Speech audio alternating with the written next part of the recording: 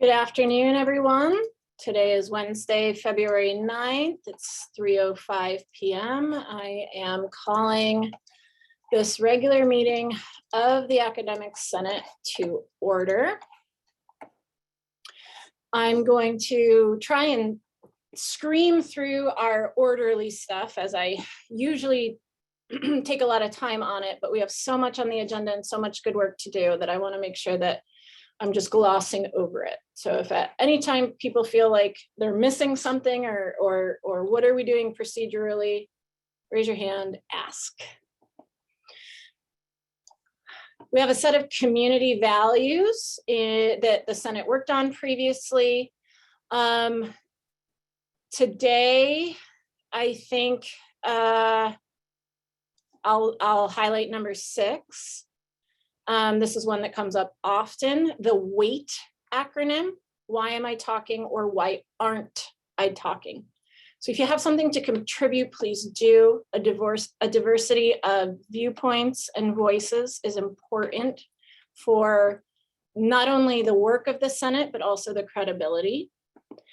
And then also the idea of why am I talking, being mindful of, am I taking up too much space, too much meeting time? Am I too far in the weeds? Does this point need to be said right now in this meeting at this point, just as a kind of self-reflection? Zoom meeting guidelines. If you want to give public comment, you'll raise your virtual hand in the Zoom meeting controls. If you are a senator and wish to contribute to one of the discussions we're having, same thing, virtual hand. We do have a few timed items. Well, no, is that correct? Not plural, just one. Dean Nevins will be joining us at 4 p.m. for a training on 10+1. So other than that, our meeting will be taken as the meeting agenda. The ordering will be taken as shared and distributed. At this time, I'm going to do a general call for public comments from anybody from the Santa Barbara City College campus or related, or the greater public community. If you would like to provide public comment at this time, please raise your virtual hand and indicate that you would like to do so.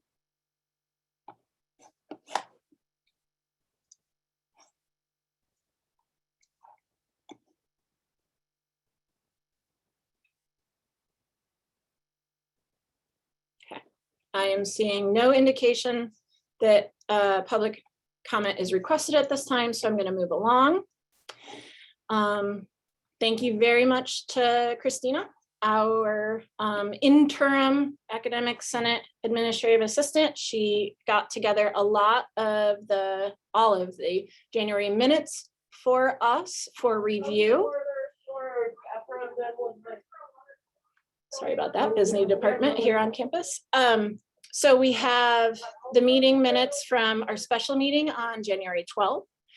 On our regular meetings of January 19th and the 26th. If you would like to provide an edit or a revision, can you please make sure that you start with the meeting date that you would like to see a revision? Otherwise, we can accept these as posted and distributed. So senators, any corrections or revisions?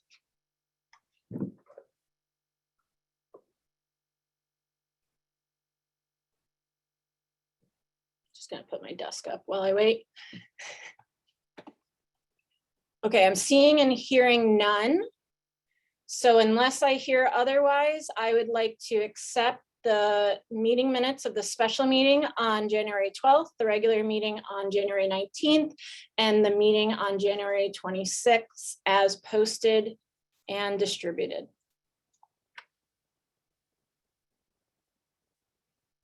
Right on, heard no objection. Okay, President's report, very brief this week.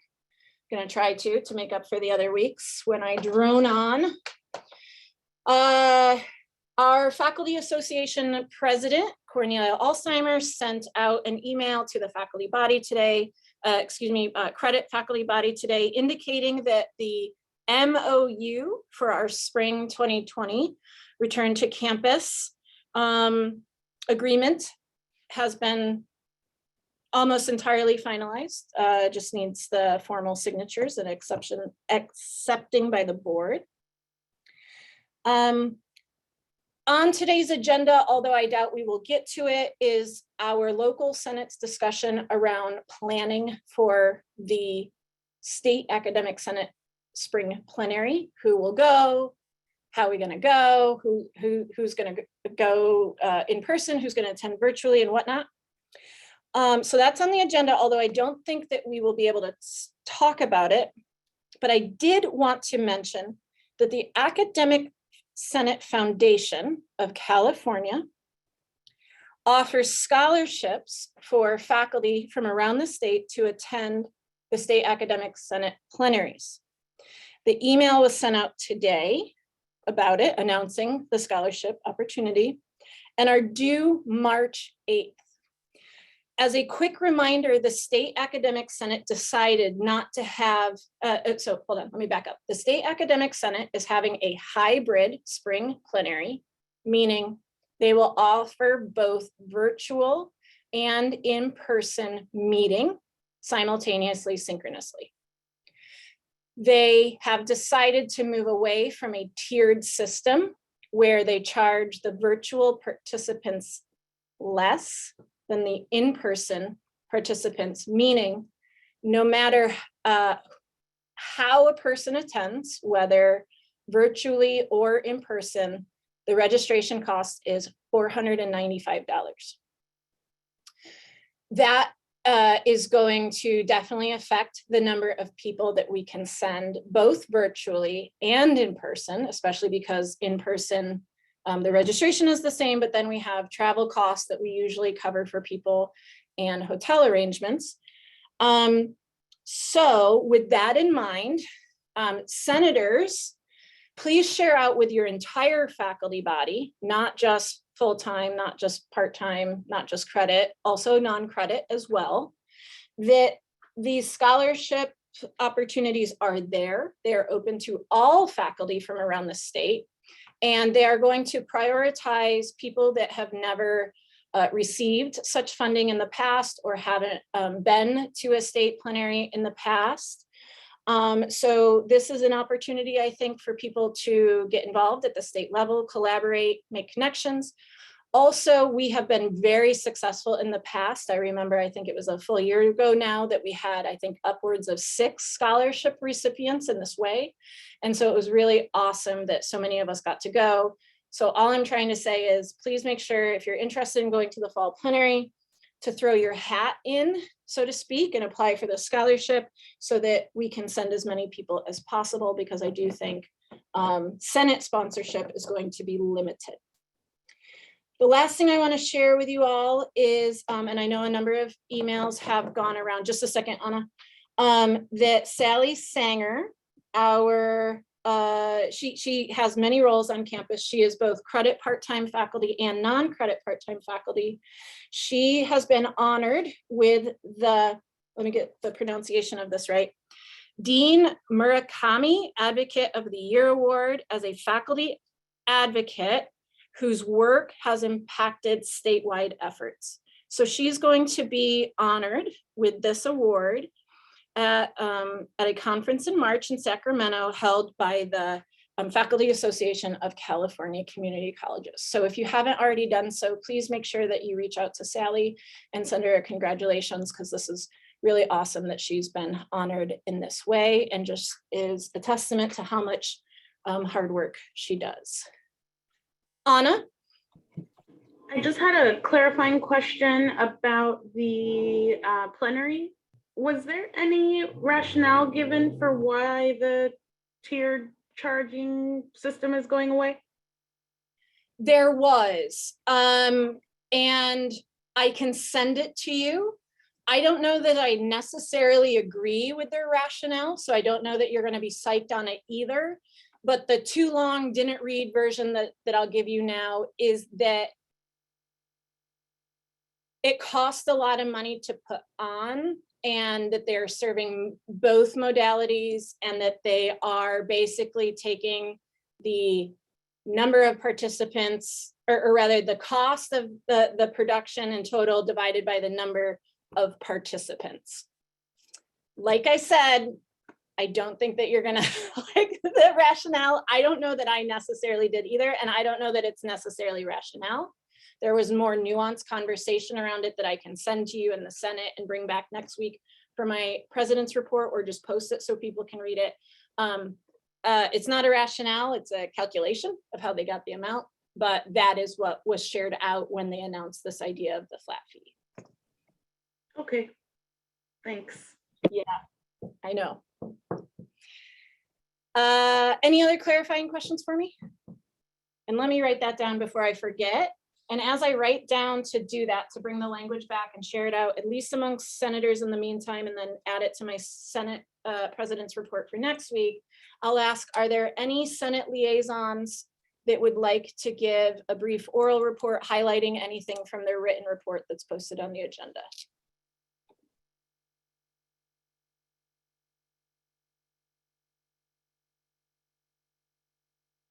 I'm seeing none. And I have the memory of a goldfish. So you watch, I'm gonna forget to write that down because you guys didn't give me a minute to do it. Oh, good. We're at item 5.3 anyways.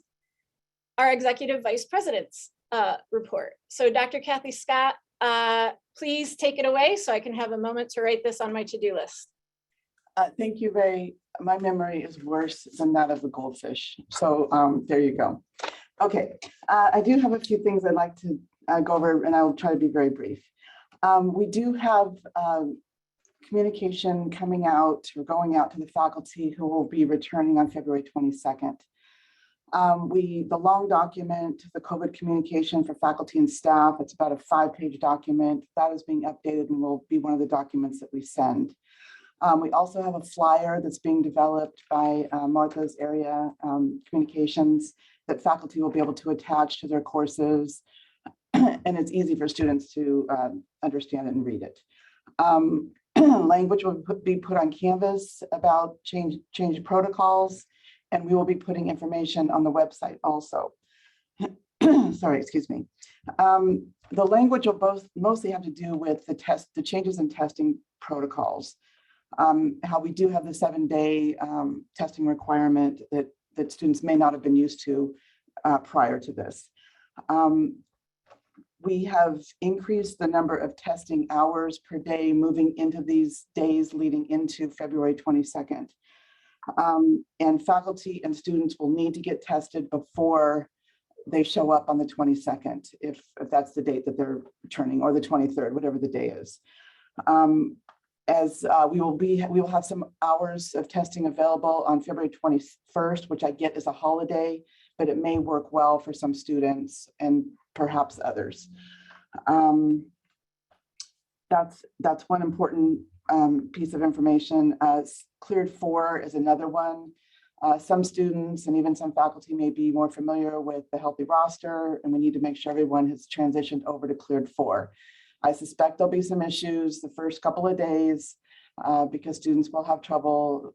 They may not have got into Cleared 4, even though we've sent the information out, and we will be sending it out again to students, reminding them and showing them how to do it if they have any questions.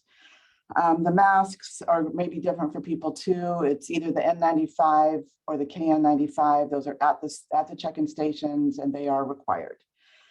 In addition to this, this is a longer term issue, but we're looking at the longer term planning for what we do about COVID or other infectious diseases going forward, so that we are not reacting every time something happens, but we are planning and we know what steps to take when certain things happen. And in that regard, as cases begin to wind down for Omicron and things look like they're improving fairly significantly, what will be our process for ramping our processes down, and what data will we be using to do that? So all those things are forthcoming, but the most important one is the documentation for February 22nd. We'll also be doing a Zoom training. Kathy O'Connor had suggested this, and I think that's fine. But a Zoom training for faculty who want to come in and ask any questions about any just concerns or things they don't understand. And so that will be scheduled for next week sometime. Okay, I think that's all I have to say about COVID. Well, no, it's not. There's never an end to what we have to say about COVID. I understand that some faculty are getting questions from students who may not want to return. And can those students go and be an online student? You know, if the faculty member has an online section, I don't see of the same course, I don't see why they couldn't transition over. Paloma may yell at me for making that comment, but I think we can do it. Makes sense to me. And I also do need to make clear that we're still asking faculty to do their best. You know, when students come back on February 22nd, if any student gets ill, we're asking faculty to do their best to work with those students. It's really heartbreaking for a student to get COVID. I mean, for anybody to get COVID, but to be ill and then to be dropped out of their classes, which has happened in a few cases. And it's really, really heartbreaking for the student. So I'm not asking for people to do anything that's not reasonable, but if you can, it would be just enormously appreciated. But if students want to stay online and the faculty member is coming back in person, I don't really see how that's going to work. And we've already dropped students for not having a vaccine record for basically the same reason. So the expectation is that everybody's coming back. If the faculty member is already piloting or doing some type of high flex, then I would say talk to your department chair, talk to your dean, but it should be like a roomers and zoomers kind of thing, which is you're in the room, you're in the Zoom. I don't see how it works with an asynchronous, someone who wants to remain online asynchronously. I don't get that. So I would say talk to your department chair, talk to your dean, that's a little problematic.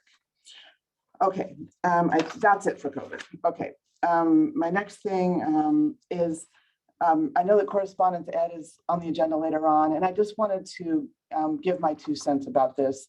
I think this is a really, really wonderful effort that a lot of people are taking on to ensure that we can offer instruction to students at the Santa Barbara jail. I particularly want to thank Tara, who I think just did a fabulous job working so hard to pull all the documents together. I know she's going to be presenting later, but I just wanted to have a chance to say that I thought she did a really, really good job. And I appreciate her stepping into the role of CAC chair. That's not easy when you have a full load of classes and a lot of students and large classes. That was quite an amazing thing she agreed to do. And I also wanted to just tell Laura Castro, I don't know if she's here or not, but I really appreciate her taking on the work of some of the initial veterans on the credit for prior learning. And we are going to go forward with that reassigned position. Ryan, I haven't told you yet, but we do have the approval to go forward, absolutely to go forward with that. I just didn't quite get the message to you. And so that will be exciting. And it'll also give us a head start, not a head start, but a start on credit for prior learning generally. You know, where people come from industry, may have certain skills, and we can bring them into a program and help them complete a certificate or a degree.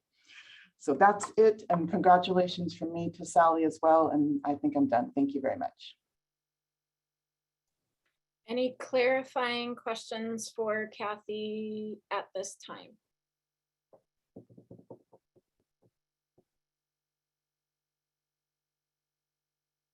No?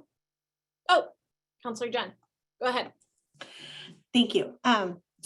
I have a question about, you mentioned they're thinking about expanding the hours for COVID testing for faculty and staff and students.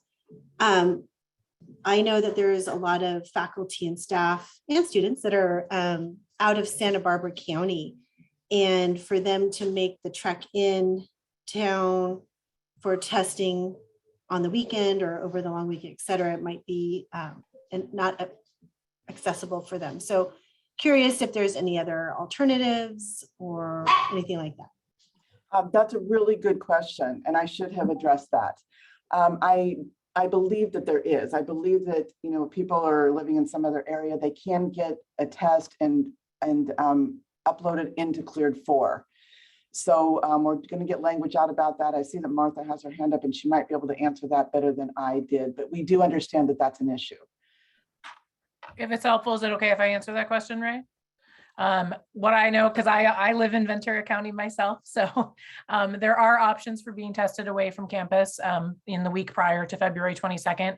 The primary one is through the state system of LHI Care. I've used it numerous times. I also know down here in Oxnard and Ventura, they've reopened a few of the state, like you don't even need an appointment site.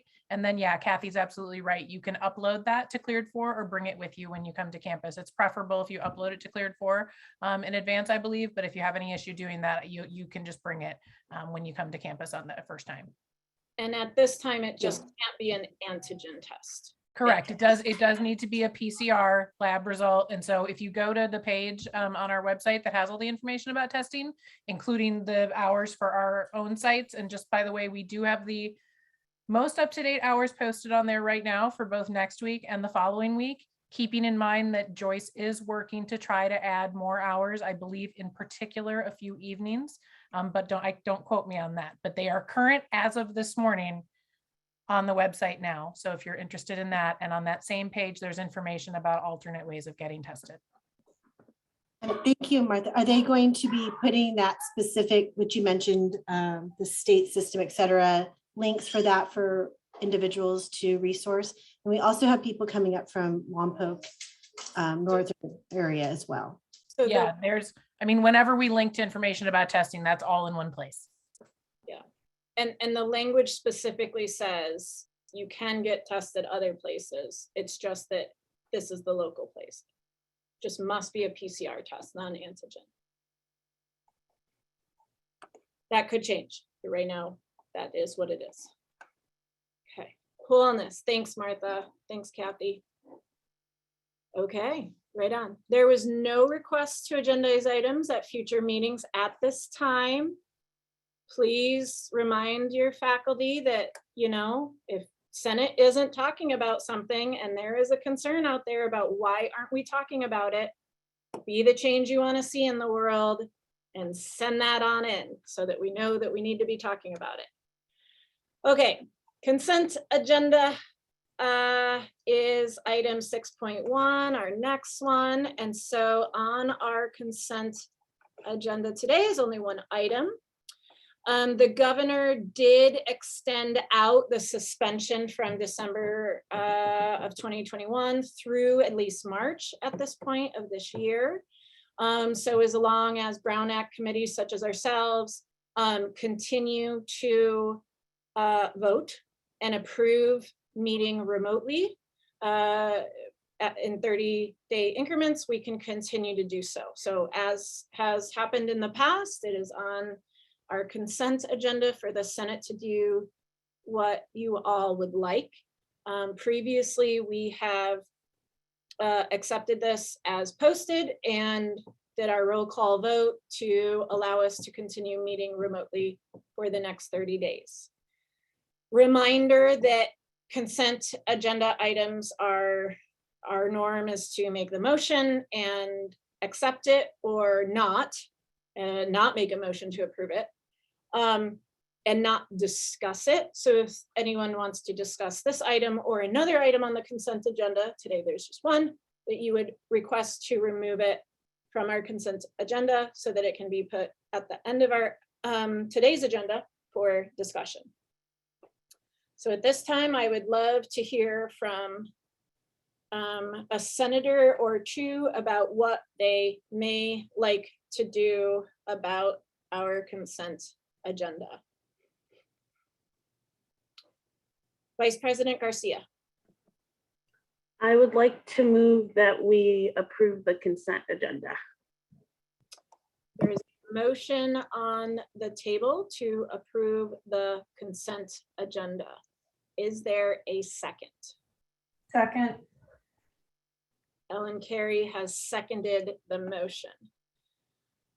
For your roll call vote, you may vote yes, no, or abstain. An abstention is a non-vote. You can also say yay or nay for the affirmative or the dissenting vote. Ben, Yay. Counselor Jen, Yes. Ellen, Yes. Jenny, Yes. Joy, Yes. Dee Dee, Yeah. Elizabeth, Yeah. Kathy, Yes. Robin, Yes. Jess, Yes. Robbie, Yes. Ruth Morales is absent for this meeting. However, prior to the meeting, she informed me that Tara Carter holds her proxy vote. So Tara, your vote for Ruth Ruth votes yes. and Tara, Yes. Russell, Yes. Trisha, Yes. and Anna. Yes. Great, motion carries. We will continue to offer our academic senate meetings remotely for the next 30 days. Okay, information items. I'm going to try and get through these as quickly as possible. The first item, 7.1, Executive Vice President Kathy Scott already shared this out. It is an update of our academic year's calendar with the delay in our January start date due to the COVID surge. It should be noted that spring break remained the same.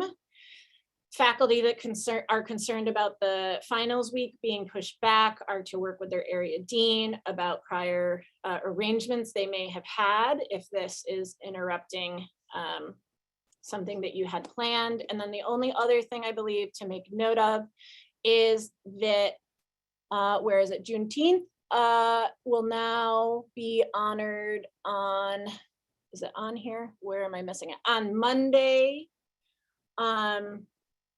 Do I have this right? Am I looking at this right? Monday, June Highlighted on the, sorry, 20th. it's highlighted green at the bottom right.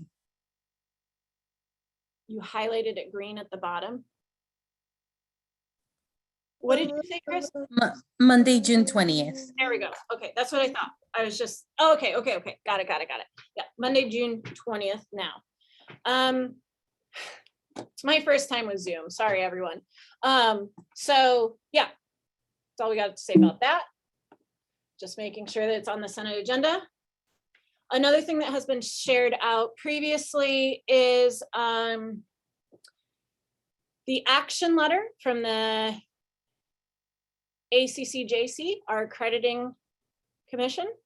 They shared out, or attached here is both the action letter and the peer review team report that is attached. If you weren't already aware, our accreditation status has been reaffirmed with a 18-month follow-up. And the follow-up specifically, as per the action letter, is asking us to address standard 3A5. So in order to meet the standard, the commission requires the college to follow its written policies and procedures on evaluation of all employees systematically and at stated intervals to assure the effectiveness of its human resources. And so while it calls out human resources in this charge, in this action step, I also want to share, previously the Senate has discussed some concerns around manager and administration evaluations and the lack of specifically faculty input, but also an opportunity for input through that process. I believe it was non-credit Senator Trisha Matone that mentioned that that might be somewhere where the Senate can plan and include in our own deliberations and in conversations. And also, of course, recognizing that in terms of faculty evaluations, the Academic Senate and our Faculty Association agreed in fall of 2019 that the Faculty Association would roll a lot of our faculty evaluation process into our collective bargaining agreement, with the understanding that we would get regular updates on that work. And we've seen and we've had presentations at the Senate around faculty evaluation. And that work has yet to be concluded. So just stating this for the obvious, that there are places in here that hopefully the Senate can get involved and have contributions towards meeting, not necessarily meeting the standard, we met the standard, but addressing it in a follow-up report for accreditation. Also has been shared out previously, our own Matt Mooney is offering 2 sessions of teaching with humanizing technology, part of professional development for us as faculty as we continue to meet students' needs in this ever-changing world and multiple modalities and things like that. I personally have taken this course in the summer of 2020, and I found it incredibly rewarding and helpful. And because it was a designated SBCC cohort, I got to know some of my colleagues a little better as we all supported each other working on how are we going to support students in this online modality when so many of us feel like a fish out of water. So I highly encourage you to take this. You have the time, please do. Kathy already touched on the fact that we're going to be talking about correspondence education today. So we're going to talk about this more, but just to kick us off, item 7.4 is an information item. The State Chancellor's Office has created the attached memo and has, the language is chaptered this concept of correspondence education in the Title V language. I think before we dive into this topic later and get really into it, perhaps, it's worth mentioning what exactly is correspondence education as opposed to distance education.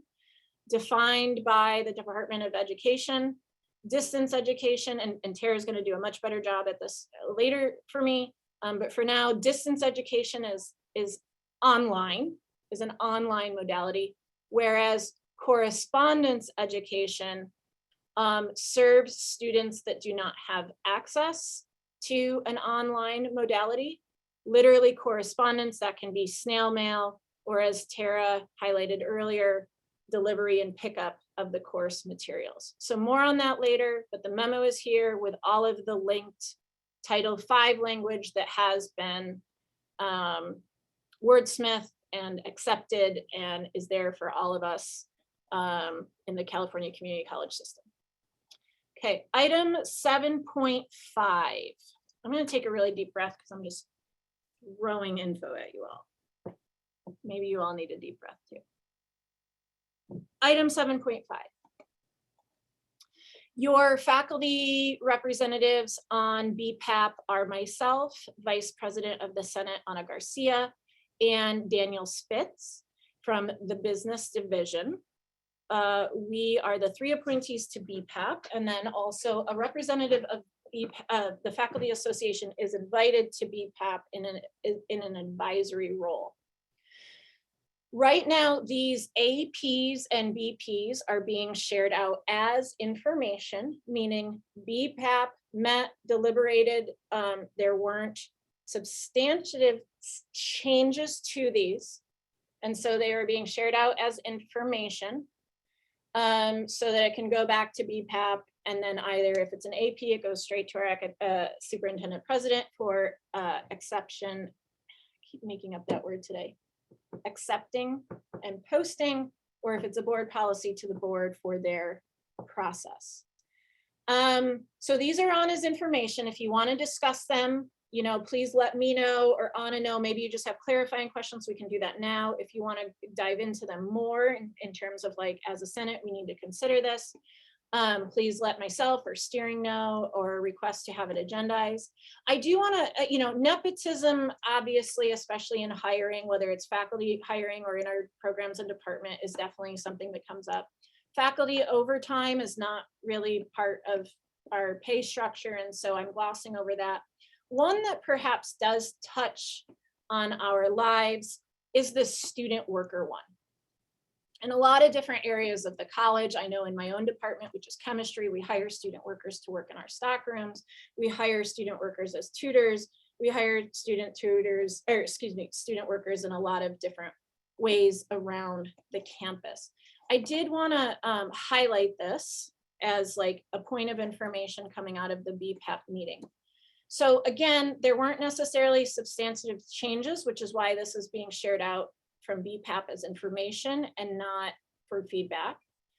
There was one part that our CSEA colleagues, staff wanted removed, which was they wanted it removed from our administrative procedure, and it has always been in there, which is when classes are not in session or during summer sessions, so meaning not during a regular term, student workers may be allowed to work up to 40 hours per week. So this is currently permissible through our own administrative procedure.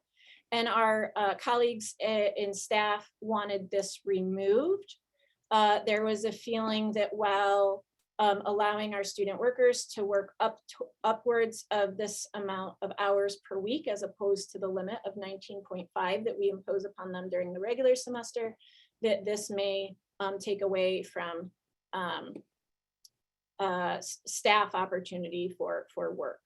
I'm highlighting this only because I think transparency is important, and we talked about this a lot at BPAP, and then finally a vote was called where I voted no as a faculty representative, administrative representative Linda Dozier voted no, Beth Taylor-Schott, CSEA representative, voted yes, Daniel Spitz voted no, this is Christopher Johnson, another administrative rep, voted no, Liz Auchincloss voted yes.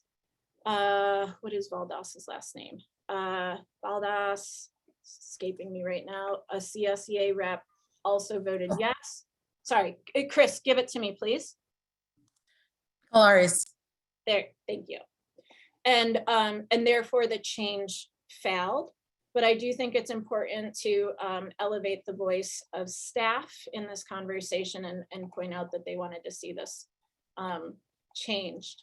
So to address some of their concerns, this single statement was added, which is just language borrowed from the collective bargaining unit. Student workers shall not be used to perform work of classified bargaining unit CSEA. Robbie. If a student worker is working 40 hours, do they get benefits or any other perks that go along with full-time employment? No, because student working is a very specific designation. So the idea here isn't part-time versus full-time hours and then therefore benefits and designation. It's just in my mind, the way I would present it is the benefit of them contributing to campus work that can or should be done outside of the regular term, keeping them on campus and offering them employment opportunities and an opportunity to earn more money through this increased hour allotment. No additional perks other than they can work upwards of 40 hours. And it has to do with their now I'm in an area that's not my wheelhouse, but it has to do with their clearinghouse designation as a student.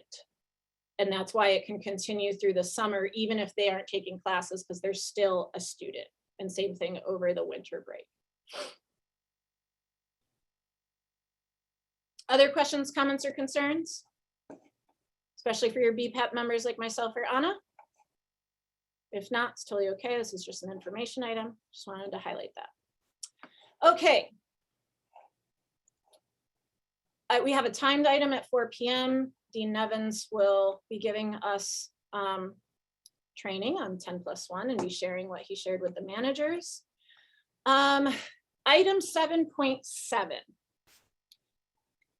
To jog everyone's memory, in spring of 2021, we were wrestling with a charge from our superintendent president, Dr. Goswami, of finding $200,000 savings out of faculty stipends to help with the structural deficit that we were dealing with last year around this time. From that work, opened, let's say, a boondoggle of work for Ntcc, very painful, hard work, which resulted in several of the Ntcc members publicly resigning, and Senate discussion around the role of the Senate and 10+1 and faculty pay, and who negotiates that and who decides that. So in April 14th, the Senate approved in a 16-1 vote, accepting the recommendations for Ntcc for summer work to take place to, let's say, shore up some of the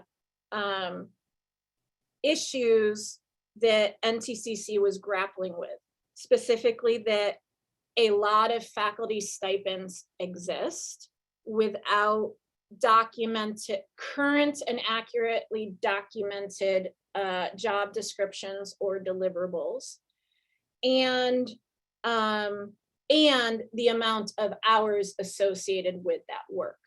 Additionally, I, as Senate President, who has my eye on issues of 10+1, was also struggling with being charged with chairing this committee as Senate President, as somebody who deals with curriculum and policy and college planning and shared governance, whereas faculty compensation should be handled elsewhere.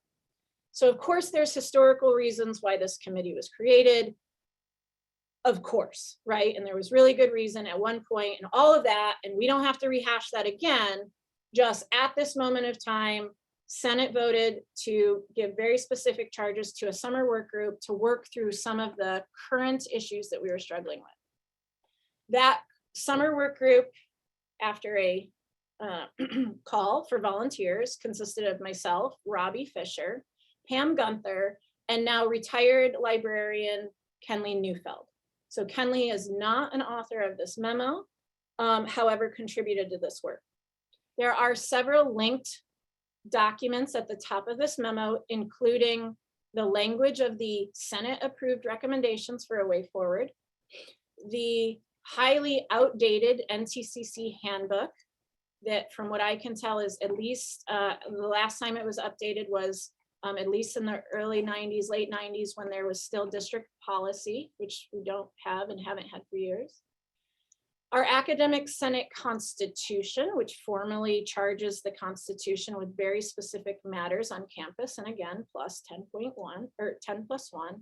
And then lastly, the leadership stipend spreadsheet, which I can't access because I'm in the wrong Google account, but you all can. It's shareable publicly through Pipeline, which shows the leadership stipends that we were discussing. Because Ntcc has been a very small committee without a lot of participation and without a lot of membership changeover for a number of years, people aren't familiar with what is meant by a leadership stipend versus another stipend versus a grant funded initiative versus department chairs and coaches and all of that. Specifically, we were looking at so-called leadership stipends, which consist of non-teaching work by faculty that is not department chairing, that is not coaching. So for instance, if there is a class coordinator in a specific department, they're receiving a stipend. If there is a initiative like our Center for Sustainability on campus, there is a stipend associated with that. And there's a whole lot more on that list. So if you're curious of what a leadership stipend is, they're linked there, the departments that get them, Departments don't get them, individual faculty get them, full-time faculty get them, and the amounts. So you'll see them there. Which brings me to the recommendation of the committee and the sharing out of this memo. The committee, or rather the authors of this memo, and Kenley agreed, but he did not author this memo, met to discuss a way forward. The work was absolutely impossible, quite literally speaking, not figuratively, not hyperbole. And that it really was not the work of the academic senate, nor the Senate president, nor should be happening outside of negotiations. So the three of us authors of this memo have shared our recommendations in the final paragraph. So I shared with them during our meeting that there's a concern that faculty compensation, regardless of the assignment, whether it could be argued that it's faculty work or not, or supporting pedagogy or not, is not the purview of the Senate. Compensation is not part of 10+1, and that it just wasn't realistic nor appropriate to have a small clandestine committee such as Ntcc or a summer work group conduct this work, or a such small committee that's clandestine, that's not transparent, even exist.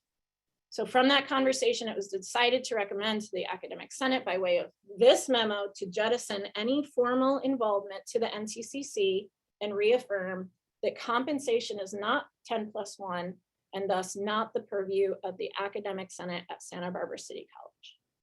So the only thing on the agenda at this time is this informative memo closing the loop on what did those faculty that created the work group over the summer do with Ntcc and their recommendations. So at this time, is there any questions on the memo, anything I said, or just in general around this work?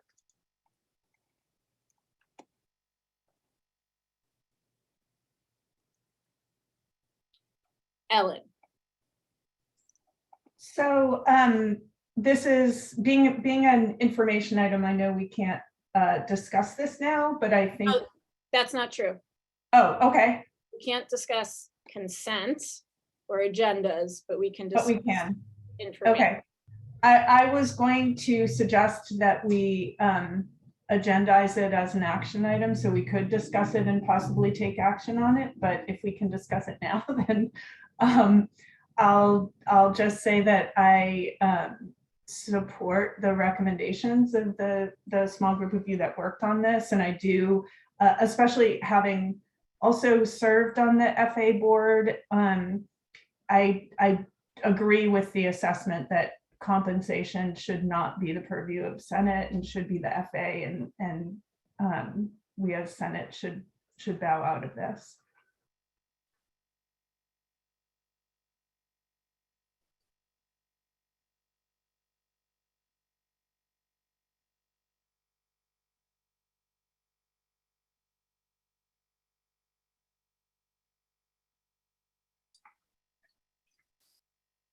Ray, you're muted. It's my first day with Zoom. I told you guys that already. I heard, so I said, thank you, Ellen. Appreciate your comments. I heard from Ellen a suggestion to agendize this at a future Senate meeting and support for the recommendations out of this work group. Anna? Yeah, I guess I wasn't sure if that was a motion or not. If it is, I will second it because it definitely feels like there was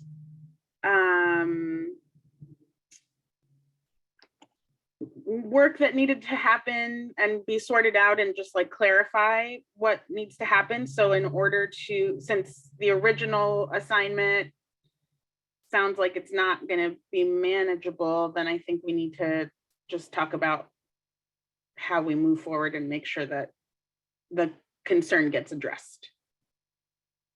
So I guess I will move to agendize this at a future meeting. Can I ask for clarification on your motion? So on a NTCC, for instance, so we can agendize this in a couple of ways, and I want to make sure I honor your motion. We can discuss it loosely and then come back. Senate steering can discuss maybe an associated AP, administrative procedure, and suggest language edits there. But that may be too premature now. So are we just agendizing it as a discussion point and a way forward? Are we ready to say no, pull in, I think it's 7210 to adjust, to edit that language for BPAP? Like, where are we at in your motion? I feel comfortable with either. I guess I was hoping to hear from other folks where we're at with that. And I can clarify my motion based on what folks think. Do we Yeah, think we need to spend more time talking about it and kind of sorting things out? Or do folks feel like comfortable with the recommendation that this is compensation and outside of our purview and we should just edit the AP to clarify that? One thing we can do is we can keep your motion as you presented. There may be a second or not. Then we can discuss the motion. And if folks feel one way or another about the different ways that this can go, somebody can suggest a friendly amendment, or we can just vote on the motion that we have.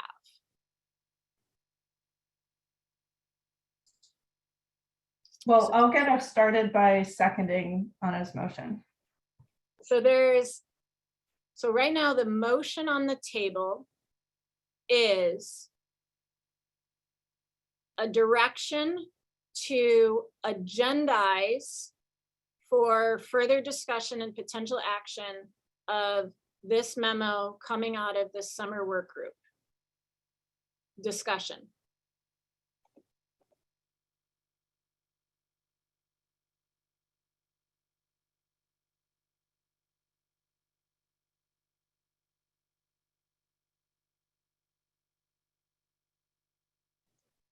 And if there is none, we can vote on the motion. Tara. Yeah, I was just wondering if we could get a sense from the senators if they are in agreement that because this is about compensation, it's outside of the purview of Senate. Personally, I support that approach, but I would love to hear from other senators. As would I. Counselor Jen. I support that it is out of our purview of Senate. Thank you, Counselor Jen. Robin. Yeah, same thing. It's clearly outside our purview.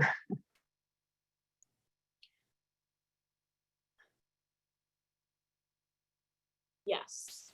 And acknowledging that it is clearly outside of our purview, and yet the Senate president has been the chair of this committee, and this structure, this current way of doing things, handling these stipends, have for literal decades been locally considered our Senate purview.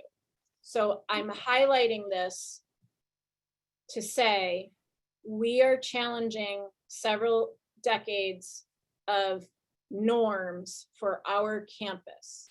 And so as we engage in this conversation and it comes back to our future agenda, there are going to be people that are deeply rooted in how it is being done now.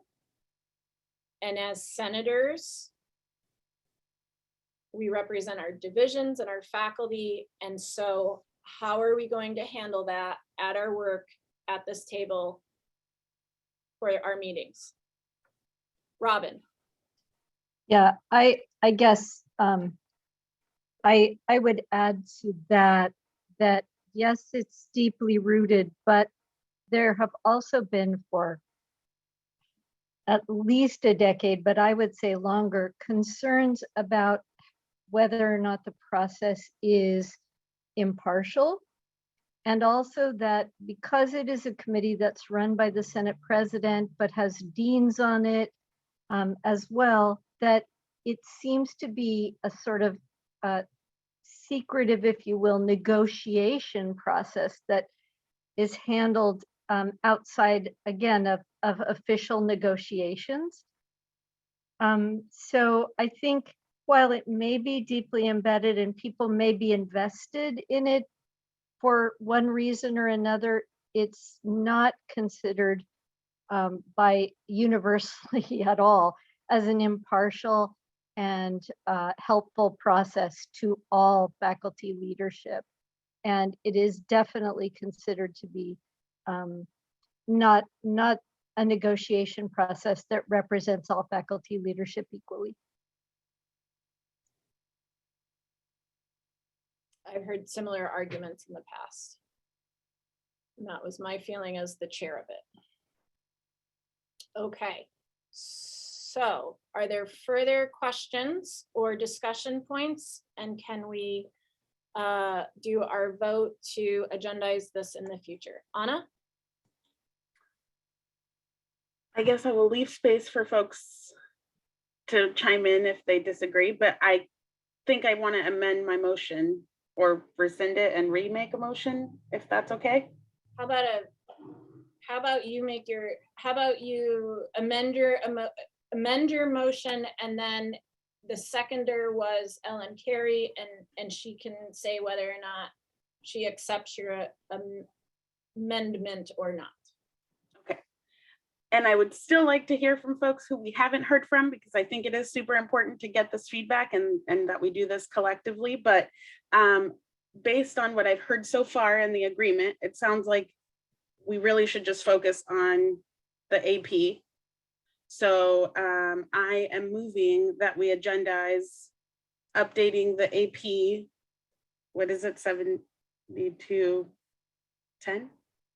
I think it's AP 7210. Yeah, so editing 7210 to, I guess, essentially remove Senate's control over this, or I don't know what word to use there, but to clarify where this committee or where this should be sorted out as outside of Senate. Sorry, that was really convoluted, Chris. I think we got it. So so your original motion was to agendize the recommendations coming out of the summer work group. Ellen seconded that, and now you are offering a friendly amendment. And as you were talking, or rather you're trying to amend, not a friendly amendment, that's from a friend.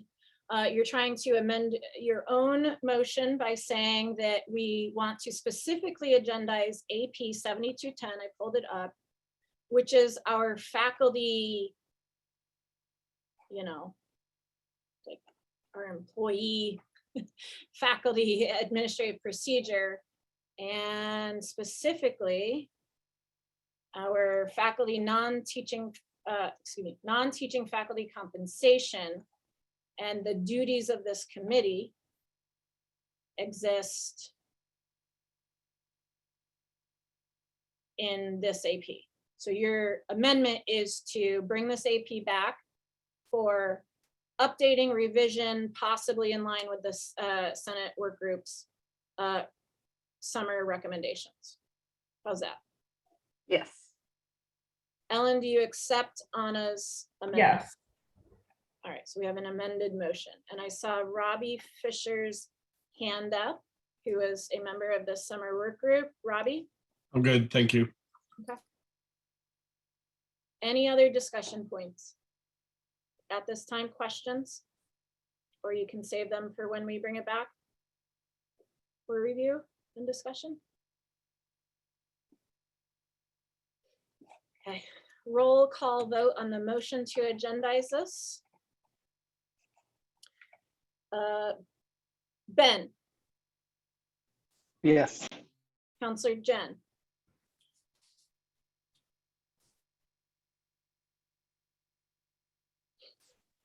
Yes, did you? Yes, Heard sorry. it that time. It's all good. Sorry. Ellen, Yes. Jenny, Yes. Joy, Yes.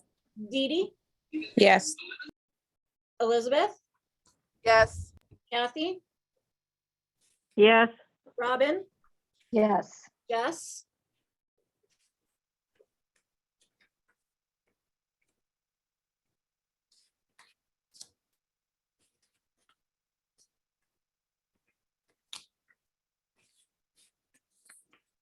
okay, Robbie, Yes. Ruth's vote by Tara, Yes. and Tara's vote also Yes. by Tara. Perfect. Russell, Yes. Trisha, Yes. and Vice President Garcia. Yes. Excellent. Motion carries. This will come back. We will discuss this more. Edible language for the AP will come back. And we are 5 minutes late for Executive Director of Information Technology, Dean Nevin's presentation that he provided the managers on Academic Senate purview and 10+1. So we'll make you a co-host, Dean, unless you've already been made a co-host, so that you can share your screen. And Dean's slides are also attached to today's agenda. Okay, should be good to go now. Go ahead, Dean, take it away. Thank you. Okay, so this is the presentation I gave to the managers, and the reason why they asked me to do this is because there were a lot of people who didn't really know what 10+1 was. And so I think they wanted kind of a place where they could ask questions or, you know, just talk to other managers about what 10+1 was. They've heard the term, but they may not know exactly what it is. So this is basically this is actually the same presentation I gave them. So as I mentioned, I said at the time I said I was a former Senate president, but I'm not a lawyer, so your mileage may vary. I always leave that caveat, right? So the first thing I did is basically I showed a lot of definitions in Title V and just took people through those definitions. And some of those definitions are pretty well written and understandable and also not super ambiguous. And then others are extremely ambiguous, and so it's a kind of a flow kind of thing. So I pointed out that the Academic Senate is a recommending body, and that it is not the collective bargaining representative. That's the Faculty Association, and I wasn't going to talk about the Faculty Association. And so, so as it says here in the Title V section, it says that the purpose of the Academic Senate is to make recommendations to the administration of a college and to the governing board of a district. And then you would, of course, say, well, of course, that makes sense, but in what areas? And it says, with respect to academic and professional matters. And so the natural question, of course, is what is an academic and professional matter? So that, of course, that is also defined. And this is the actual 10+1. And so the first 10 items are the 10, and the 11th item is the +1. And so it's, I mean, none of these things will surprise anybody in this room, I'm sure. Curriculum, degrees, and certificate requirements, grading policies, educational program development, standards and policies regarding student preparation and success, district and college governance structures, faculty roles and involvement in accreditation process, those and policies, processes, a lot of that kind of policy and process stuff. So it talks about kind of what the academic and professional matters mean. What's interesting to note, I think, from my own personal view, is that the first several, it gets very specific in the beginning and it gets a little more open-ended towards the end.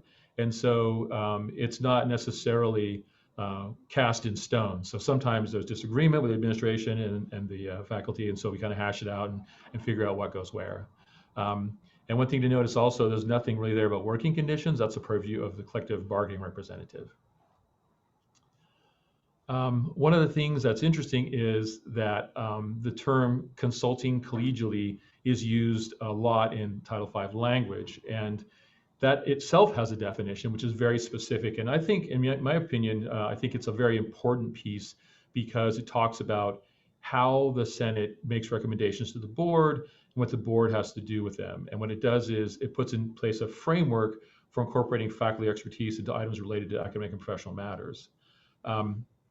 So one of the examples I used at the time, and I think is a pretty decent example, is plus or minus grading. Santa Barbara City College for many, many years had only letter grades. They didn't have plus or minus grading. And so the Senate decided to take up this issue. And so we had consultation with faculty. We had a lot of talking about it. It was quite a heated issue. And the thing that was interesting is that both the administration and the board followed both of these items, 1 and 2, at the same time. They didn't get involved in the discussions at all. It's clearly 10+1. So the Senate has definitely a very strong role, if not the primary role, in defining that. And then, so they just really let us talk about it. There was really no board interest, I guess. Well, they were interested, obviously, but there was no board interest as far as getting involved in it, and there was no administration interest as well for getting involved. So it was just strictly a faculty conversation. And then what happened is the faculty decided that they wanted to have plus or minus grading and make it optional. Of course, it's optional because it is the judgment of the individual faculty member to use plus or minus grading. It's not required. And what was interesting that came out, so that was the part 1, and then part 2 was just that the representatives, we wrote this up and turned it into a BP and AP. So we actually wrote the board part of the board policy, and then also the AP part modified the AP to incorporate plus or minus grading. And so those are things that we were doing, which is basically like part 2, and the board just went with it. So I think that was a really good example of consulting collegially, where the board administration actually does follow both of those items. Now, when they get something, they do have the option to not accept things, but they can't just arbitrarily not accept things. What they have to do is, and if you notice here, the language is super careful. It actually corresponds 1-to-1 with the way that consulting collegially works. So in instance 1 here, it matches with instance 1 on the previous slide, and instance 2 also matches instance 2. So let me go back just really quick. If we look at relying primarily on the advice and judgment of the academic senate, if the board chooses not to do that, they can only do it in exceptional circumstances and for compelling reasons. And then the academic senate can also approach the board and say, look, you're not going to accept this. You need to tell us why in writing. So they can't just arbitrarily do this stuff. However, it does also show that the board has ultimate authority, which they do. However, in practice, I think it's worth noting very strongly that this is, I don't even know if this has ever been done at the college.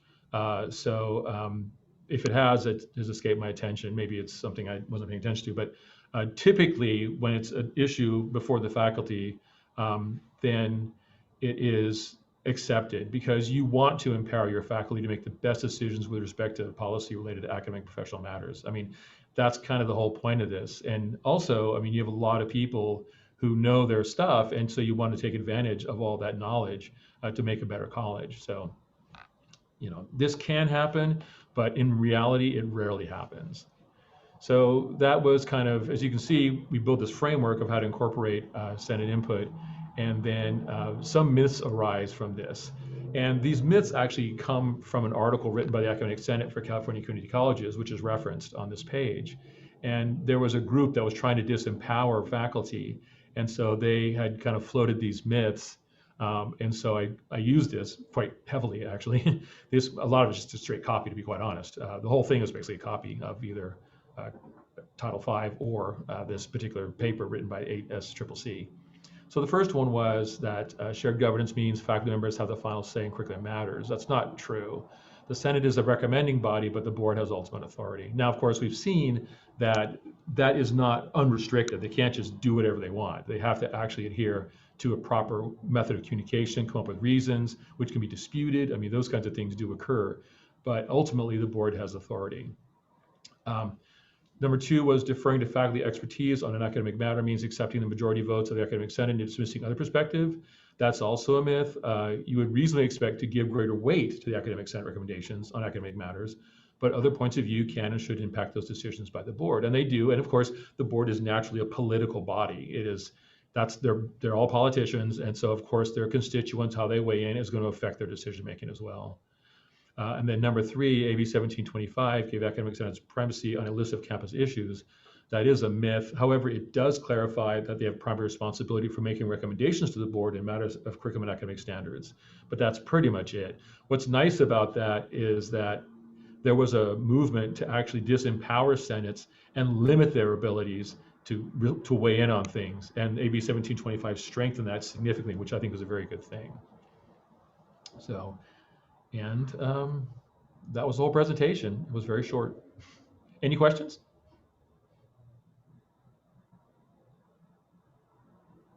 Thank you, Dean.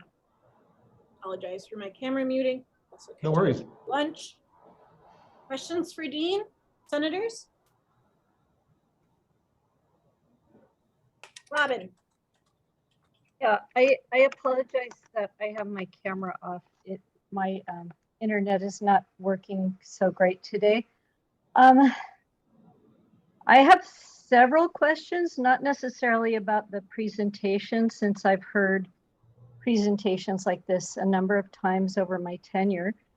I'm wondering why this is, with all due respect to Dean's history as a faculty member, he hasn't been in that role for some time. And I'm wondering why this presentation to managers about 10+1 was not given by a faculty member, why the Academic Senate president would not be invited to present on this, or at least be invited to be present to address questions rather than, I believe yeah, I saw on your screen.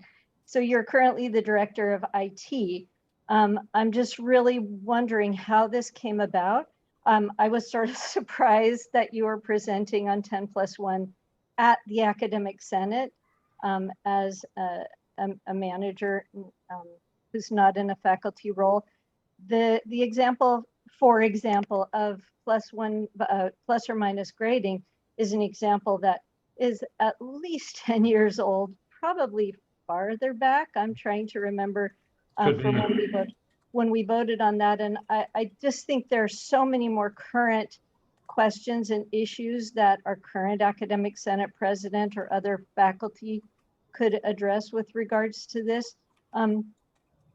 Yeah, so I just have concerns about this because we're talking about 10+1 and a faculty member is not who's representing 10+1 at the Academic Senate meeting. And most particularly that a non-faculty member, a manager, is presenting on 10+1 faculty purview at a manager's meeting to educate managers. I mean, just throwing that out there. I mean, I have a couple of other things, but I'll let somebody else speak. Yeah, I definitely want to hear your other questions, Robin. I definitely want to address why is it on the Senate agenda. Dean's going to have to wrangle the manager piece. It's on the Senate agenda because after the managers meeting at which Dean presented on this topic, I was not aware that this topic would be presented on. He emailed me and offered in transparency. He wanted to let me know that that happened. And here are the slides and that he presented on it, and let me know if he had any questions. With that in mind, Senate steering and I had a conversation around that and felt as though that the Senate should know, not just me, but that the Senate should know about this managers meeting where this presentation took place. And so Dean and I emailed and I invited him to come and present. So if I can just follow up, the fact that a presentation on 10+1 was given by a manager instead of a faculty member at a manager's meeting without any faculty present in our current and longstanding environment of lack of trust and concerns about transparency is respectfully very problematic to me and very concerning to me. Okay, I can tell you how I ended up giving this presentation. I just, someone was talking to me about it and they said, well, you know, there's a lot of questions about what is 10+1 and we know you're a former Academic Senate president. Do you want to talk about it? I said, sure. I mean, that's literally how it happened. You know, 10+1 hasn't really changed, although my example, I agree, Robin, is quite long in the tooth, shall we say. But it is a valid illustration of the point, which was kind of the fact that when the Senate addresses questions, oftentimes the administration butts out completely, which I think is appropriate. So that was kind of why I gave that example, something I was very familiar with. And so I wanted to make sure I could answer any questions around that if there were any. There weren't any questions, by the way. But yeah, agreed. And I also think that that 10+1 is of paramount concern more and more in the current environment, and that that possibly some very current concerns and issues could have been addressed in the meeting. But I mean, not to blame you, Dean, because, you know, you had a request made of you, but management should have requested a faculty member, namely the Academic Senate President or the head of CAC or whoever, to present this at the meeting and to talk about current issues and concerns around 10+1, in my opinion. Yeah, I think that's, you know, I'm not going to push back on that at all, because I think that's it's a very reasonable opinion. I would only say that, you know, the managers need an environment in which they can talk to each other. And, you know, if you've got something, I mean, by the way, nothing remotely controversial was asked. Seriously, almost, I didn't even get any questions. I think it was like one question. It was very minor, but to have that possibility, I think, is important. I think managers need to feel safe and comfortable to talk about things with each other. And that's probably why I accepted to do this, because I do think with this particular issue, it's, as you saw from the presentation, it's kind of a dry presentation. It just gets to the, you know, it just lays the stuff out. There's not a lot of opinion in it, very little actually. And so, and I reference all, you know, legal resources and the ASCCC. So, I mean, I thought it was pretty innocuous. I understand the concern though, and I do understand that concern very well. But I do think managers do need a space where they can talk to each other. Do you think that, and I'm just asking here as I sit Sure. here, because this is not about my ego. I think Robin mentioning CAC or somebody else coming and presenting on this could have been a good move. You know, I get that managers need a space, safe space, right? The presentation could have happened. It could have been an opportunity for faculty, administration, collegiality. And then the safe space conversations could have happened outside of that. So I guess what I'm trying to offer is that a recognition of what Robin already shared. Our campus has been in a really precarious place for a really long time.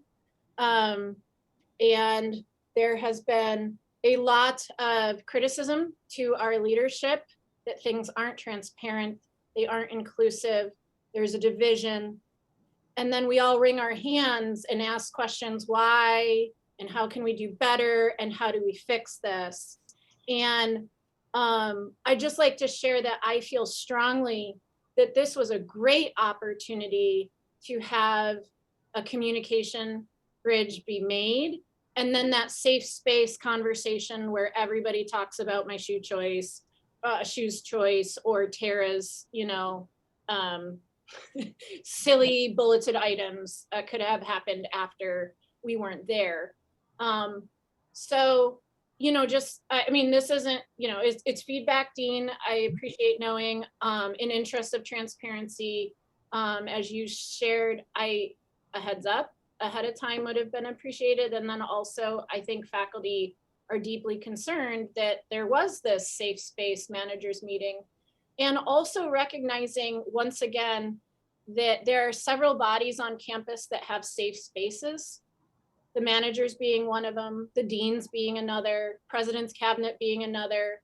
CSEA has closed door meetings, and the faculty association has closed door meetings. And because the Senate and our work is a Brown Act committee, we don't get to have closed door meetings. So, so yeah, I mean, I think that that needs to be said. How nice for you all that you have closed door meetings. There's recent history with the Senate where the Senate wanted to have not a private conversation because we legally can't, but we needed to discuss some of the issues in the climate survey, for example. Sure. And then when administrators were asked to leave the room, not for, you know, get out of here, but like, hey, can we have an opportunity to talk about this so that we can have that safe space? Sure. That was something that I received criticism before. Annette Cordero, who is now retired, received criticism for a really long time. So I think this is an opportunity for us to all recognize the dynamics that played out here and how this could have gone differently. And just as opportunities arise, like this could have gone differently, right? Especially if it's 10+1. Yeah, I mean, Jenny and then Robbie. Yeah, go ahead, Dean. I was just gonna say, I really appreciate the feedback. I mean, it's always good to learn, you know, and expand and grow as a person. So thank you. But it's not, this isn't you, Dean. I know, I understand that, but Like, I would be involved in the conversation, right? Right, clearly there was a managers meeting where no one else in the room thought, oh, couldn't we just ask Rayanne or Tara or somebody from steering to come and do this? And then, hey, isn't it so great for us that Dean is a former academic senate president himself, and then we can further pick his brain once they have gone. And I was willing to not have this come to Senate, but I think it needs to be said that it wasn't my decision to agendize this, but Senate steering felt very strongly that the Senate needed to know what was presented at the managers meeting and why this happened. So it's not me, much like yourself, Dean. I don't work alone, right? So there's others involved in this. Yeah, I've been in your shoes, Rayanne. I know exactly what you're talking about. Jenny? Hi, Dean. Thank you for coming. I do echo Robin's point and, you know, Rayanne's amplification of it. I do want to say it in the meeting, since I'm on steering, that when I saw this presentation, to your point that it's innocuous, I will say there's one slide that's just not sitting well with me and does give me pause, especially given the audience, that it was managers, this was a closed meeting, there wasn't faculty voice. Just I think the last slide about the myths. I mean, I can't help but think if someone like Ray were to give this presentation about 10+1, she wouldn't have included a slide about the myths of faculty power or how to poke holes in APs and maybe circumvent faculty. That's kind of how it's reading to me as faculty. And I know that maybe wasn't the intention, but that's the impact that I'm feeling. And so that does make me think, I mean, rhetorically, about the audience and the purpose of the presentation. I know you mentioned faculty empowerment as in this presentation to us as the function of 10+1, but to me, that last slide did not feel affirming. It didn't feel like that was the function of the talk. And so that just takes my mind to places that I don't want it to go when we're trying to be more collegial on campus. And so I wanted to offer my honest feedback about that last slide. Thank you. I appreciate that. Robbie? Hi, Dean. Thanks for being here. I wonder if you could tell me what was the impetus for this? Like, who wanted to know and why an enumeration of what faculty senate is and is not empowered to do? Well, because I have to say, it feels to me like I very much share the feelings that Jenny just said. And so I wonder what questions this presentation was answering. Well, someone mentioned that people did not know what 10+1 was. And so someone said to me, yeah, maybe you can do a talk called 10+1 Facts and Myths. I said, okay, that sounds fine. And so I had to find some myths, right? So then I went and found some myths, and I went to the ASCCC site and pulled up their paper on myths and used that, because I wanted to make sure that all my sources were either related to, Title V or related to the ASCCC, because I wanted to make sure to keep it kind of in that realm rather than using like a management reference. Even if there is one, I didn't even look for one. I looked for HSCCC information entirely. So that's where that came from. It's literally from an ASCCC paper.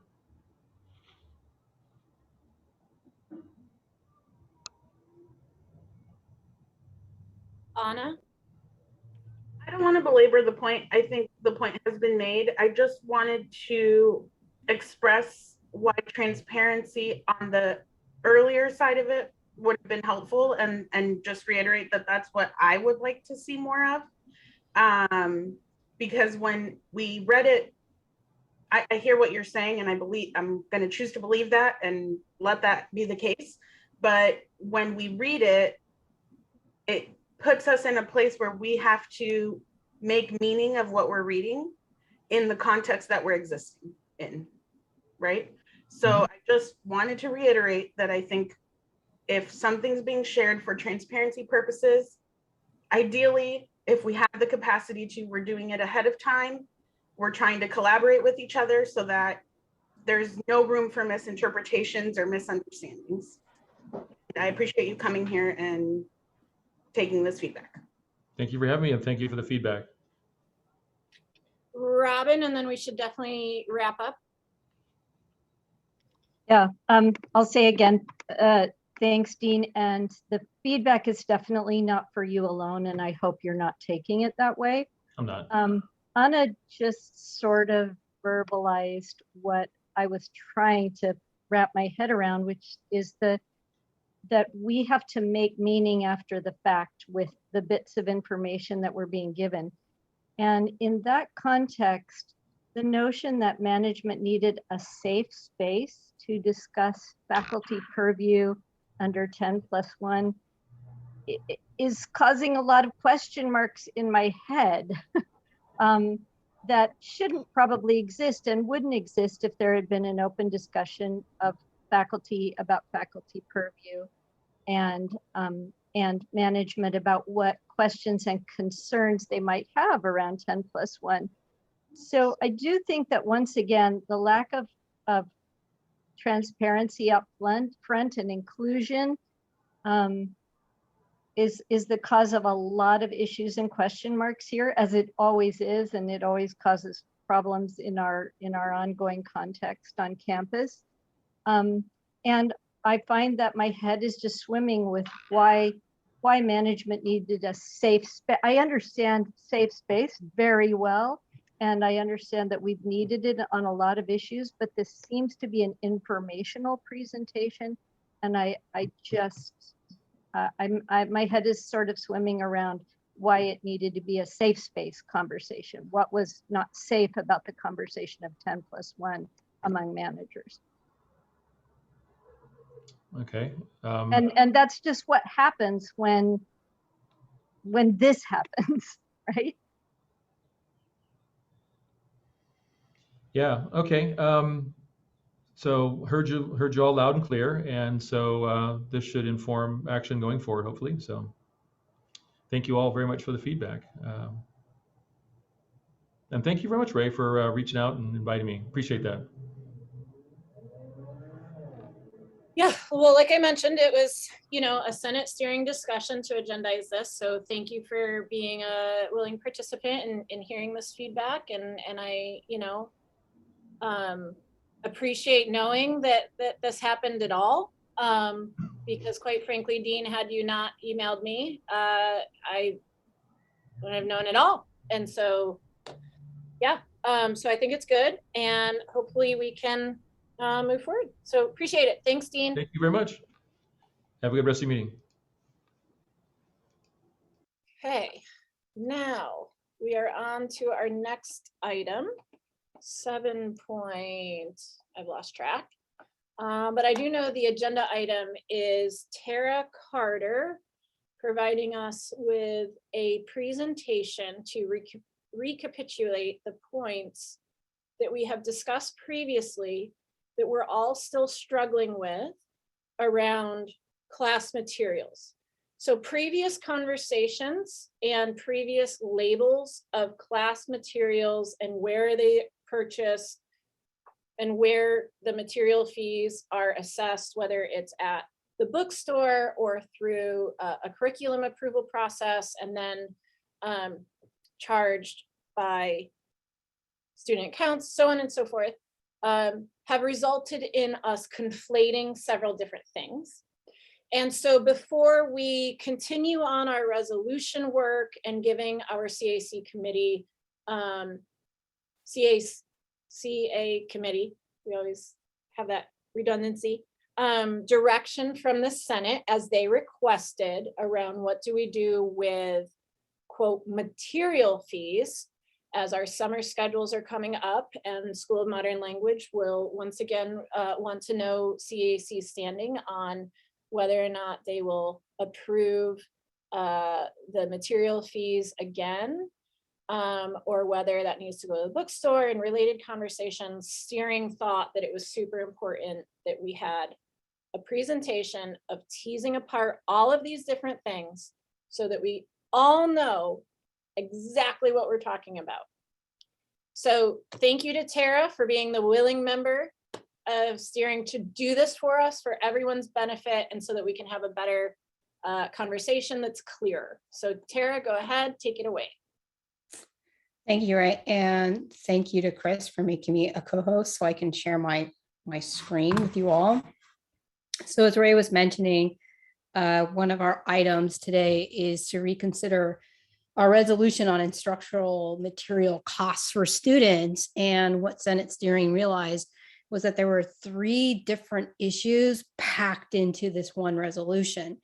And that has resulted in us almost at times talking at cross purposes because we're talking about these 3 different things. And we may want to separate these out into different resolutions. We will certainly chat about that as a possibility. But I will share that one of the reasons why all 3 are there is because while they are distinct issues, they are all interconnected. So I want to just kind of briefly summarize where we're at with this resolution and what those 3 different issues are. And the 2 big ones that I hope we can really get to today deal with this difference between inclusive access and a mandatory material fee. So let me just summarize what these issues have been.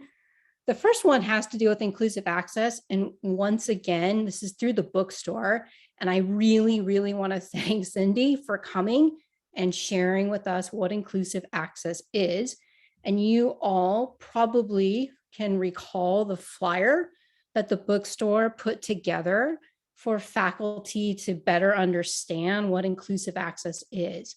But it is essentially a digital content for your course that gets integrated into Canvas. And that oftentimes is an integration of your textbook, but it's not limited to that. It might also be accompanying materials. The benefits of inclusive access include that because it's digital, it's available to students on day 1. That's certainly a benefit. It's convenient in the sense that it's all there in Canvas for the student, all of those kinds of benefits. And some folks on Senate, kind of wondered what that looks like if you haven't used it before. So our campus uses a company called VitalSource. They're one of many digital textbook companies. And you would essentially get a kind of a tab in your Canvas page for all of your VitalSource content. And for, say, you're using a textbook, I just picked Anthro because I'm an anthropologist. I know, go figure. This is essentially what my digital textbook might look like. And so you can see it's all integrated into Canvas, and that's all well and good. But the concerns that we raised during the Senate, and I'm going to try my very best to capture what those different concerns are that are then being addressed in our resolution, have to do with the fact that while we may refer to this as inclusive access, you could also call this automatic textbook billing, because that is essentially what it is. Students are charged for this digital textbook and all of its accompanying materials.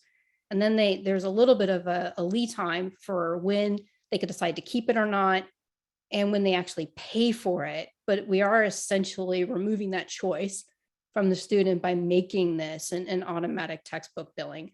And so part of the resolution that you'll see there is to work on our communication, not only with students about what inclusive access is and I'll cover this in a moment, what opting in or opting out means, but it's also about communication with instructors.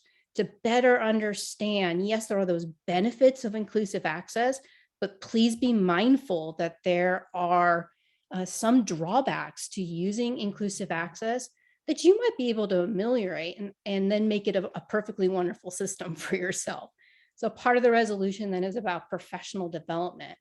So these concerns, just to go through them kind of quickly, one has to do with, really, is inclusive access about saving, or is it just spin from the textbook companies, right? So it's another way of packaging the textbook. They will say that typically it is cheaper than a printed textbook, and that is often true. But we have to remember that students don't get to own this content. It expires. So really they're renting those materials. So when you're comparing your prices, you want to actually be comparing it to the rental of a textbook. And we should note too that when you make that comparison, you might not really be saving very much. So those are all things that can be covered in professional development. Likewise too, because it's digital and they can make changes pretty quickly, which is a benefit, but then they could say, hey, we made those changes and now we've upped the price, right? So that was one of the concerns we raised in Senate. Another concern was, okay, this is convenient, or is it really more confining for the student? Because again, we are eliminating their choices as a consumer. VitalSource is not the only digital textbook company out there, right? I should say they don't produce the textbooks, but they house them. So there are lots of other options out there, even on Amazon. You can rent things, all kinds of other ways of doing it. So again, it's about being mindful for the instructor to know, is this really the best price? And Cindy mentioned that they work very hard at the bookstore to ensure that they are using the lowest price. But again, let's be really mindful of that. Another concern that we had, and this is a big one for Senate, is opting out. Are they opting out or are they dropping out? Right? So students have to elect to opt out of this digital content. It is an automatic textbook billing. So they have to know that I'm not going to keep it, and they can opt out. If they don't opt out and they don't pay for it, Nicole Hubert kind of, I think, really got to the heart for us in mentioning that, like collection agencies go after students and you can put a hold on their account and now they can't enroll in the next semester, right? So there are all kinds of drawbacks to that. But one that faculty really may not be thinking about is now a lot of these textbooks are packaging not just the textbook, but related course materials to it. And so if a student opts out, are they now opting out of not only the textbook reading assignments, but also say like a quiz that you created in Canvas? Like all of those things we need to really think about here, because we don't want to create any barriers. For myself, I would make sure that if I'm using an inclusive access textbook, that there's also a print version that I can go put in the library. Like there are just things you can do. So again, professional development. Lastly, too, we noted, is inclusive access really that inclusive, or is it exclusive? Because it doesn't matter that it's cheaper, it still might be more than most students can afford. And so some faculty might be confused. They might think inclusive access is free, like OER resources, but they are not most of the time. So again, our recommendation here is about offering professional development as part of that resolution, working on how we communicate. I think the flyers that the bookstore made are great for noting all the positives, but faculty need to be mindful of the unintended impacts of inclusive access. So that's topic number one. And now it's issue number two, which are instructional material fees. And now you're like, what?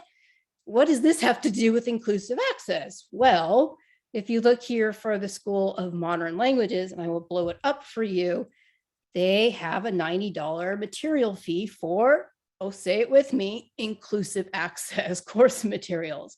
And if you're like me, you're now like, what? My brain is really hurting. I'm super confused. What is this? How is it different from inclusive access at the bookstore? And I will say I chatted with Nicole Hubert, who let me know that they're no longer going to call it that. They are going to call it a $90 mandatory material fee, parenthesis language. That's what appears on a student's bill. But here's the issue before us. When the School of Modern Languages first started using their inclusive access, and it is, I'm going to point that out, what they have here really is inclusive access like any other textbook that is operated through the bookstore. The inclusive access program at the bookstore didn't really exist. It was very small. So maybe for them, they thought this was the best solution. But when we look at their actual content, that is exactly what it is. It's an inclusive access textbook. It's inclusive access to related content that all gets embedded into their Canvas shells. And so now we kind of have to ask ourselves, why are we doing it one way for the School of Modern Languages and calling this a materials fee, whereas any other department is going to go through the bookstore and use the inclusive access program through the bookstore. So the resolution here is we need to decide if this really is a materials fee or if it's inclusive access. And now there's a very well-working program at the bookstore that they could be using. So that is what we're trying to decide here. And I will say, CAC has really deliberated long and hard on this issue, in part because it's very unclear in the student fee handbook, which hasn't been updated in now 10 years. But I will say that part of this confusion comes from the fact that the very last time it was updated, which was October of 2012, they eliminated language in the definition of a materials fee to take out the word tangible. And they included that you could now have a materials fee for something that is digital. Okay, but they also noted that if a district didn't want to have an intangible materials fee, they could do so. It was at the discretion of the district. And I would say for us, now we have this alternate way of doing it at the bookstore. Maybe we no longer need a material fee, right? So let me share with you some of the concerns that we have. And you might wonder, like, what's the difference, right? If it's a material fee, or if you're using inclusive access at the bookstore, what difference does it make? And I will say that all of the concerns we raised about inclusive access at the bookstore exist here too for a material fee, but they're intensified. So part of the requirements of a materials fee is that you have to pay it up front. It's paid for at the time of registration. So there is a lot less flexibility about when you're making the payment, how long you have to decide if you want to opt in or opt out. So there's less flexibility for the student. Maybe more importantly, though, is that the process for opting out of a materials fee is far more complex. And now we're asking students to negotiate and navigate through two completely opting out systems, right? So that's something we need to be mindful of. Another issue here too is that sometimes students take classes together, friends, siblings, they take the class together. And if it's inclusive access through the bookstore, one of them can opt in and the other two or three can opt out, and they can all share because they can say, hey, look at my computer screen, look what I got. But here you don't have that option because again, it's part of the registration fee, right? So there's that lack of flexibility. Lastly, too, and we heard this a little bit from public comment the last time Senate met, so this might make it really hard for us to kind of keep track of where funding is being allocated, especially for things like a book grant. And we want to make sure we keep getting funding for book grants. So if it's part of a registration fee, we may not really be able to reconcile that very easily. I will say that all too often, some instructors feel like this is encroaching upon my academic freedom and my ability to choose which materials I want to use. And that is a misdirection. What we're really talking about here for both of those two issues is how students are paying for things. That's what we're really talking about. Not the choice for you to use it or not use it. We're talking about how students are impacted here. How are they paying for that textbook or for those related course tools? Okay, so hopefully now you see the difference between inclusive access at the bookstore concerns, which we're going to try to address with a resolution on professional development and communication. And now we have this whole issue about a materials fee. And is it really something we want to count as a materials fee, or is it really inclusive access and therefore should use the bookstore? Okay, so we can decide on what we want to constitute as a materials fee, knowing that we can decide if a digital non-tangible is something we want to continue to say is up for a material fee or not. The last issue, and this is a way more complicated one, is that embedded throughout these conversations, though, is the issue of conflict of interest. And what happens, say, when a professor has written their own material or is invested in the publishing company and they're profiting from the sales of their textbook, be it digital or otherwise. What if they create websites that they want students to use? All of those issues that we've been raising. And one of the reasons why it came up in conflict of interest, again, is because we see threads of that happening with material fees and even with inclusive access through the bookstore and using websites and what have you. All right, so those are the three issues. I'm going to invite us to chat about it. We're not going to get to it today, but now you have the resolution before you. Hopefully now that resolution makes sense. I think next time, if we can put this on the agenda, and I'll leave that for the senators to decide if that's what we're doing, we can decide if we want to separate out some of those issues into distinct resolutions or keep it the way it is. But we need to really make a decision on this sooner rather than later. And I thank you.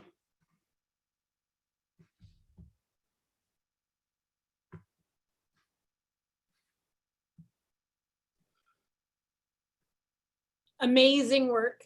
Thank you. I hope that deconvolutes things for all of us. Is there any questions for Tara?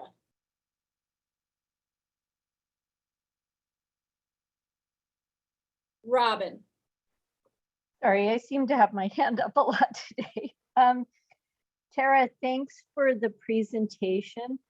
There are a lot of things in my head that are more appropriate to the ultimate conversation about the clarifying language for CAC and all of that, which is yet to be decided. I just want to say that I'm wondering, I hope we're going to include in the conversation traditional textbooks that are authored by faculty as well, because I think it's just as possible to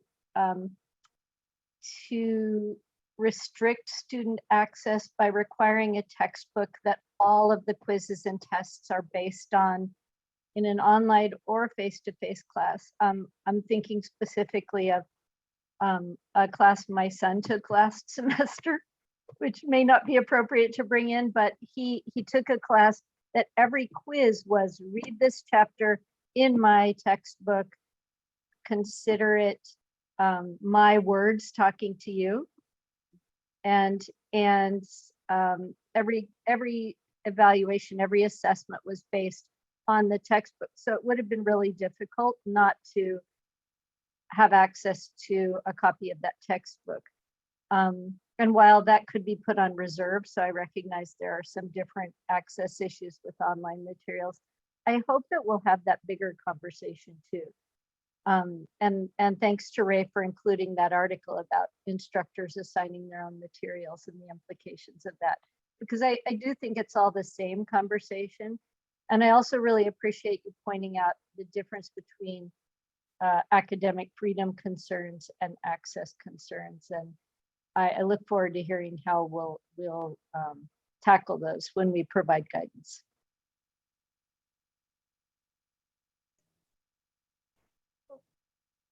Other questions, comments, or concerns around this item? Counselor Jen? Thanks. So one of the issues that I have seen, and I actually reached out to Nicole Hubert for clarification, is if students are on financial aid and have material fees, some financial aid will not cover the material fees. And therefore a student will then can be dropped for non-payment for all their classes if they did not pay the one course that had in excess the materials fee. So that's a very big concern for me and for material fees for our students. you know, what we see from students is a lot of times they'll register, they'll think they're okay, I have financial aid, and then go on their way. And we know how emails are definitely are not always read. And so they may get an email from the college letting them know that they need to pay this additional fee, and they don't pay attention to it until they come back in August. And so it's just a huge, that is a very big issue for me, for our students. And we have a lot of different financial aid packages that students could receive. So it's not just a one size fits all for our financial aid. Another concern was if they were to drop the course after paying, there is a very big, a lot of steps that need to be taken in order for that student to see their refund.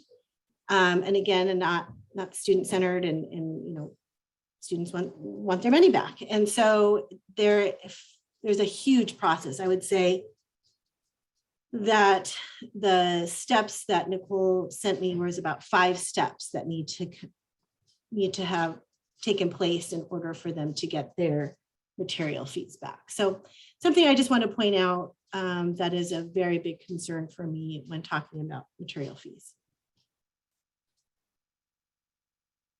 Thank you so much, Tara, for that presentation. It was wonderful. And when people see this video in our divisions, it's going to be very helpful. So thank you. Yeah, student impact is super important.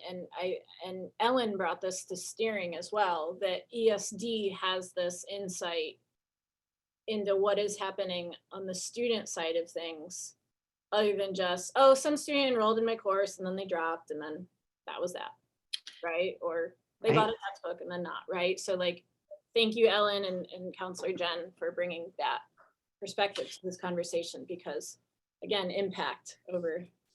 I will say that this past semester was probably the most we've ever seen students either drop from their classes and or have holds that they could not take advantage of their priority registration and actually lose out on classes. As we know, it could be their last semester, and we know a lot of our classes, science classes, fill quite quickly. And so it's a huge bummer when we see that. And it was something that, you know, I get it's someone's at fault. Oops, my dog, sorry. But so anyways, I apologize. Robbie and then Trisha, and then we'll have to probably table everything else for our next meeting. Thanks, Tara, for that. It was really informative and cleared things up. That was great. And I have to apologize if I'm being slow, but I don't see the resolution on the agenda. I see the 2 places where this topic appears, and there's a link to the spreadsheet, but I don't see the resolution. Is So that just me? The resolution has been posted on the previous agendas. It's the one from the previous. Okay. All right. It hasn't changed, and I just forgot to throw it up there. So it's the same resolution. We haven't gotten to it. We haven't edited it. So it just keeps rolling over. Okay, thank you. That's all I needed to know. Yeah, Tara suggested and this is work of the Senate. We can do this, you know, or bring it forward next time to separate the resolutions so that it's not confusing. Like one resolution of the Senate addresses one aspect of this and a separate resolution addresses another. But yeah, it just got left off the agenda, but it hasn't changed since our last meeting or the previous one, or even the one since December, I think. Trisha? Yeah, I was curious about, you know, the issues that we're talking about, the students' financial aid, not having a choice in the materials. How has that been an issue for any of the other fees? Like I'm just looking at, I don't know, you get charged for, you know, clay. Can a student say, well, I want to bring my own, or, you know, or do they, if they drop out of the class, do they not get refunded? I was just curious how all of these issues that people are mentioning related to the other non-digital fees. Yeah, I would say it's an issue there too. And the one thing that's confusing though about this particular one is that students may, just like we did, confuse what inclusive access is. Like, oh, this is just through the bookstore, so I paid for it. And so, you know, Jen mentioned that a lot of students think it's been covered by their financial aid, and then surprise, this $90 fee you owe, and you haven't paid it, so now you're dropped from your classes. And it's a fairly hefty fee. $90 is pretty hefty. And also, yeah, I mean, along those lines too, I think perhaps Counselor Jen especially, and Anna as well as in her role, can share that students are certainly going to shop for courses as well, right? So if there's if they want to take golf, and this is an example I've heard Terry use, our golf courses have a mandatory fee for access to the golf courses, and they know they can't do that. They're going to opt out of it. With our School of Modern Language courses, it has been, and I don't quite understand this, but to me, this is a worry of academic freedom. All of the Spanish courses, for example, are using this. So for instance, with golf, a student may want to play golf, but they might be able to, like, you know, find a different sport of choice. With our Spanish courses, Spanish 101, there isn't an option to not have these mandatory course fees. So I think that that is something that we need to wrestle with and talk about, you know, as we move towards the future semesters of scheduling. We're trying to offer GE courses both online and in person to accommodate student choice, but then a fundamental course is not offered, you know, without an additional course fee. So I think that we need to think about this, and that's part of our role as the Senate. So senators, last questions, comments, or concerns before we adjourn for the evening?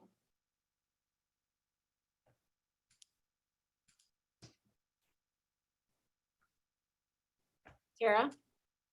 Can I just make a plea for senators to review this resolution so that we can really finalize it the next time we meet? And I'll be self-serving and ask that folks review the resolution on correspondence ed for jails for our incarcerated students. We're really excited about this, and I'd really appreciate reviewing it ahead of time. Yeah, and that's what I was going to say as well, Tara, is especially that resolution for correspondence education. That resolution, I want you to read it in the vein of that is giving Senate the green light to empower our subcommittees and especially CAC to crank through the necessary steps needed to codify this and make this happen for students. By and large, correspondence education is going to not affect your divisions and faculty members. By and large, it is going to be a very small number of courses that is offered in this modality that is going to serve hopefully not just our students in the jail system, but also the prison system.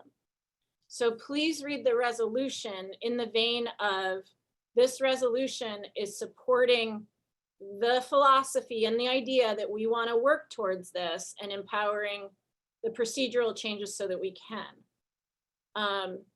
So I'm just trying to invite you all to the idea that while this may be new or something that we haven't done in the past, that this is a real, we talk a lot about equity. This is a real equity opportunity here, and an opportunity to serve a marginalized population in the jails and prisons that we haven't had the opportunity to do so before. So put that in front of your faculty. And I would love for the Senate to be expedient in the work of adoption and approval of that so that we can get to work on formalizing the administrative procedure and CAC can get approving these courses. And before we go, thank you, Tara. also the resolution on course materials. We've literally been talking about this since September, when Counselor Jen had a question about inclusive access from Jenny Baxton's report. I think we've had plenty of time to sleep on it. I think we've had plenty of time to think about it and think about our students and think about the choices we make and how they impact our students. And also, you know, what students can afford, who are we centering when we impose these fees, and all of those related conversations. So with that in mind, if you all can prioritize those conversations with your faculty so that as we move to approve or edit, amend, and adopt these concepts as a Senate, we haven't left anything unturned, and that, you know, no stone unturned, but that we've like given it a proper vetting, but also like realizing that we've been talking about this for months and it's time to like do something with that and move on. And thank you again, Tara, for your informative presentation, so that we now hopefully have the tools to bring back to our faculty and share out these different concepts and say, what do we really want to support as a faculty body? And time is of the essence. Like I said, CAC wants direction from the Faculty Senate on what to do with these fees, in particular, the mandatory fees for School of Modern Language, because they have been contentious at CAC. And because it is a new concept and they want direction. And so what direction are we going to give them so that everybody involved can move in the direction that the Senate advises, so that we all know what's happening and our students are served and bookstore orders are in and things like that. Ana Garcia, and then we got to get the heck out of here. I swear it's super quick. Will the presentation that Tara gave be attached to the agenda post meeting, or how will that be shared out? Tara, you gonna send me your slides so I can attach it? Yeah, I'll send it to you. Like always, I was doing it yesterday. So. Well, you did a great job, and thank you. And the meeting's over. I'm just kidding. I can't do that. No, you can. Meeting's over. Bye, everyone. Good night.